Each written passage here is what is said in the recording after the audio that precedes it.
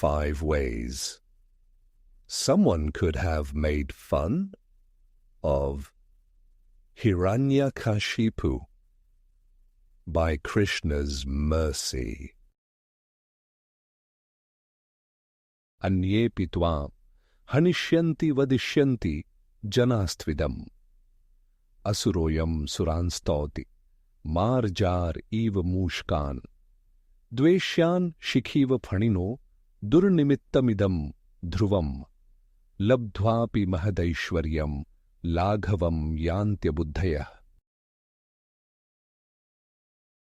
Quote, others will also ridicule and scorn, saying, "This child is an asura, but prays to the gods. It is like a cat offering prayers to a mouse or a peacock to a snake." This is indeed a bad omen, behavior resembling an enemy, as even after obtaining great wealth and power, an unintelligent person can fall down. Hiranyakashipu speaking to Prahlada, Narasimha Purana, 41:59-60. Losing in an argument? Acknowledge that you lack a winning hand and feel like the deck is stacked against you. Facing a tenacious, stubborn and knowledgeable adversary and running out of tools in the shed? Wondering just what might turn the tables, flip the script, place the odds in your favor? There is nothing like the time-tested trick of manipulation through applying peer pressure. The Daitya leader named Hiranyakashipu once tried such a maneuver in drawing a potential scene at school. The move did not work, since the person he was trying to persuade already had his mind made up. That person was following a certain path through a vow that was fixed, drita vrata. Satatam kirtayanto mao, yatantash cha dridvratah, namasyantash cha mam bhaktya, nityayukta upasate.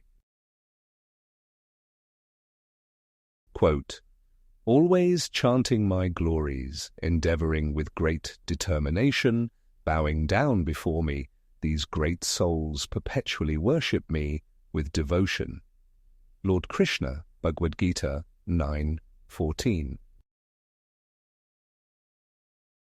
Vedic culture describes 4 principal means of diplomacy: Sayama, Dana, Bida, and Danda. Sayama is pacification, something like sending a minister to a foreign country to appease a hostile force, talking things out, allowing cooler heads to prevail. Dana is giving in charity, like buying someone off. Danda is using force, and it is usually the last resort. The weaker party in a potential conflict tries everything except Danda, since they know they lack the means to enforce an order. In a casual discussion, we might say that applying peer pressure resembles Bida. The literal translation to the word is division. In diplomacy, it is like divide and conquer. Sow dissension amongst the enemy ranks. Make the people doubt their faith to a particular cause. Have them turn against one another, like in recent times, where a homeowner turns in their neighbor for the offense of wandering outside of their home. Another neighbor gets nabbed for failing to cover their face during a government-created fear campaign against a seasonal respiratory illness. Peer pressure might also resemble Danda, since there is fear at the surface. Hiranyakashipu tried to scare Prahlada into ceasing worship of Vishnu. Hiranyakashipu was the father. Prahlada was the son. Prahlada was 5 years old and beginning school. Prahlada was worshipping Vishnu without prior approval or suggestion. No one else in the kingdom worshipped Vishnu. In fact, it was well understood that Hiranyakashipu hated Vishnu. Hiranyakashipu was the leader of the Daitya kingdom. Therefore, no one dared to even mention Vishnu's name. Except that Prahlada did. Hiranyakashipu was alarmed at first. He could not believe what was happening. He tried to scare Prahlada by dialing up the pressure from peers. You see, the other children in school would make fun of Prahlada. They knew that Prahlada came from an asura family.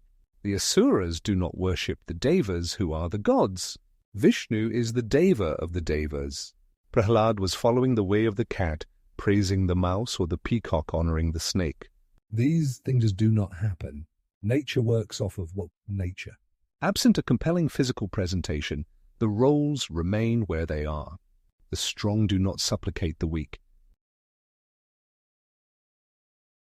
Prahlada was kind, gentle, and thoughtful, and so he did not retaliate with insulting words. For the purposes of a thought exercise, we can think of different responses to the Daitya leader.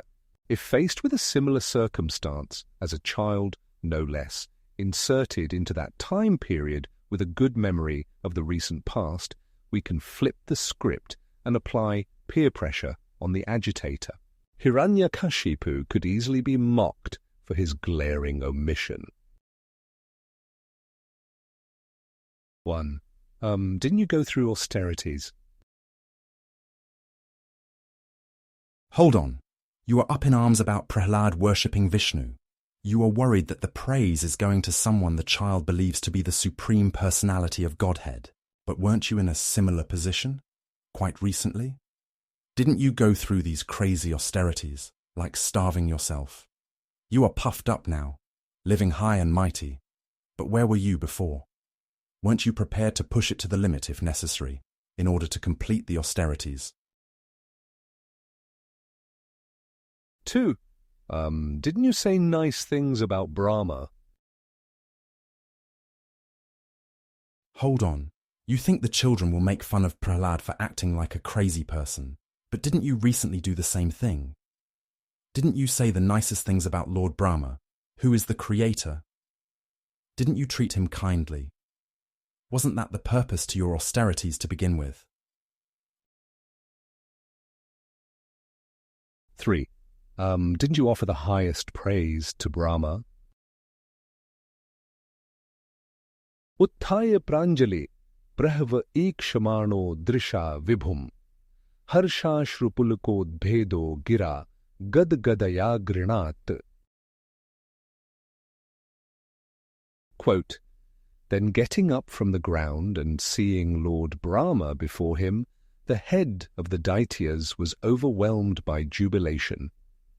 With tears in his eyes, his whole body shivering, he began praying in a humble mood, with folded hands and a faltering voice, to satisfy Lord Brahma. Srimad Bhagavatam 7:3-25. You didn't just pray to Brahma. You referred to him as the Supreme, as the source of everything. Literally, people could use your words to publish a prayer book. They could recite those prayers day after day. No one would suspect the source of being an asura. You have young Prahlada here writing the name of Krishna, and suddenly that throws you over the edge. Makes no sense. 4. Didn't you ask for boons from Brahma? After shamelessly humbling yourself in front of Brahma, you asked for boons. You asked for boons that were not ordinary either. How can you ever make fun of anyone else for praying? Why do you suddenly feel that you are better than everyone else? At least Prahlada has some dignity. He is not praying to get something in return. He is not saying anything that he doesn't mean. 5. Did you suddenly forget all of that? Tatu jagam bhagwan moghanugraho vibhu pujito survaryena stuyaman prajeshwarai. Quote, Then Lord Brahma, who awards infallible benedictions, departed, being worshipped by the best of the demons, Hiranyakashipu, and being praised by great sages and saintly persons. Srimad Bhagavatam 7:4-3. Dude, did you forget all of this? Should we remind the class how you got to where you are? Should we draw pictures of your begging boons from Brahma? Should all the students refer to you from now on as the best of the beggars? That would be pretty funny, because you are a beggar, in a sense. You are the worst kind, since you have no gratitude. You just took. You exploited a situation. Thankfully, your son is nothing like you. He understands who Vishnu is. Vishnu will always protect him. Let's see how those boons work out for you. In closing,